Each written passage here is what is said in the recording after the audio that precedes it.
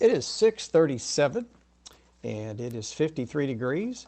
And we're going to talk to Dr. Issam Makhoul. He's a medical oncologist with the Winthrop P. Rockefeller Cancer Center Institute at UAMS. And good morning, doctor. Hey, Dan, how are you today? I am great. Thank you for all your work. And it is Breast Cancer Awareness Month. Uh, and I understand that you have an update. We'll have a new center opening soon. And the we appreciate you being with us. Thank you for hosting this discussion on your radio. I think it's extremely important to send the message to everybody in our community about the important progress that we have made at the Winthrop P. Rockefeller Cancer Institute. In reality, actually, to tell you the truth, our Cancer Institute has been the only and the first in the state to start dealing with breast cancer with the concept of multidisciplinary teams. And we do have indeed multiple specialists from medical oncology, surgical oncology, radiation oncology, radiology, everybody. We sit down, and actually our meeting is at 7 o'clock today, and we do that once a week and sometimes more than once a week to try to bring on the table all the problems that our patients face, and around the table all the specialists, and sometimes the patients themselves are a part of the discussion.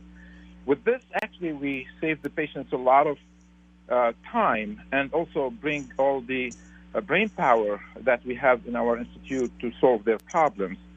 The important thing is that we are opening our new breast imaging center at the Winthrop P. Rockefeller Cancer Institute that would be equipped of the most advanced technology to screen for breast cancer and detect even the smallest breast cancers before they become killers. And that is truly the most advanced and important thing that I would like the community to know about. We are open definitely all the time and any time, and we welcome all our patients, and we would like to encourage our women to start their screening at 40 years old, and then depending on their risk and everything else, we might need to do it on a yearly basis or every 2 years. And I will be happy to answer any other questions. I have a lot of things to talk about regarding treatment as well as research. You know, it's just wonderful the strides that have been made. In 1982, my mother-in-law passed away at age 50 from breast cancer, and my wife and I have been very involved with the movement since. And you know, I can remember when we were going through that, she was already in very, very deep trouble before they even really knew what it was. So this early detection and all that you've learned is just a wonderful thing. And do you think that the message of screening and the importance of it has resonated over these recent years, or is there still a lot of work to be done on that? I think compared to 20 years ago when I started here at UAMS, we definitely have made a lot of, progress. The issue is that we still need to work on it, because I see every so often a patient walking through the door with large mass in the breast, and they, unfortunately, either they don't talk to anybody about it, or sometimes that is incumbent upon us to increase awareness amongst also family physicians, primary care, nurse practitioners who are practicing in the rural areas about the importance of early screening, but also early referral. Sometimes these lesions can be treated like inflammation or infection of the breast. We call it mastitis. And that is really something that it's okay. Try for a week or two. If the condition doesn't improve, please immediately refer to us, and we will be able to take care of the patient before the cancer starts spreading to the other organs. You know, there's been so much in the news about, of course, vaccines and therapeutics, and I know we've had a lot of progress there and in breast cancer. Is there any new thing on the horizon that you're focused on? Oh, absolutely, and you're right on the spot. Actually, our program has been one of the first programs to detect the importance of the immune system in fighting cancer. And in 2004-5, we started our vaccine program for breast cancer. And that took us a while because we got a large grant from the Department of Defense to develop that first in animals. And we were able to cure breast cancer in animals. So you tell me that was animals, right? But it took us a lot of time to find the right vaccine. And this is a vaccine that is manufactured in the laboratory.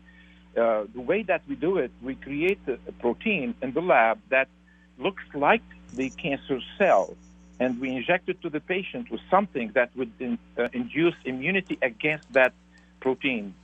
The injection is a subcutaneous injection, and we do them in the abdomen usually.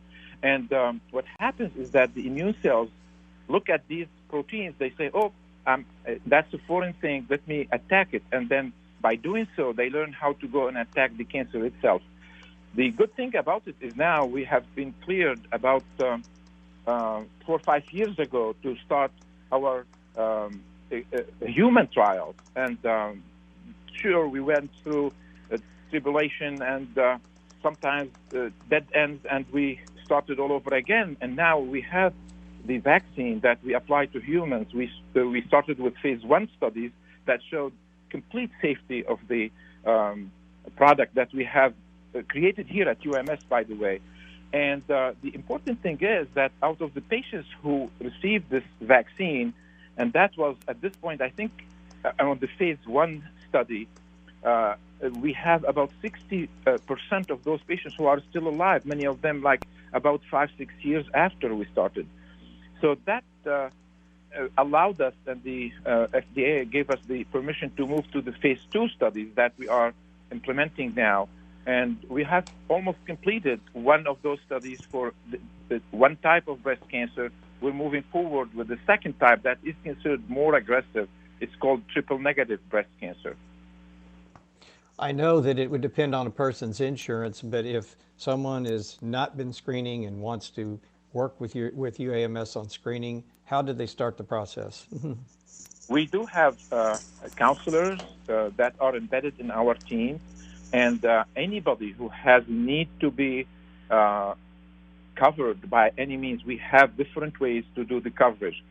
For us, coverage and insurance is not an issue, although I can tell you that we're extremely supportive of policies that insures everybody. Don't get me wrong. But we have other resources and other possibilities in our state here to cover patients who need to be screened or treated. And we don't let anybody go out of the door without being either screened or treated. Well, Dr. Makhoul, thank you very much for being with us and talking about breast cancer awareness and what's going on here as resources in the state. And we will get another update from you in the future. Yes, sir. And I'm happy to have been able to speak about our program to our patients. And I would like to thank your radio for hosting us today. And I wish you luck. Have a good day, sir. Thank you, sir. Okay, bye-bye. Okay, bye-bye.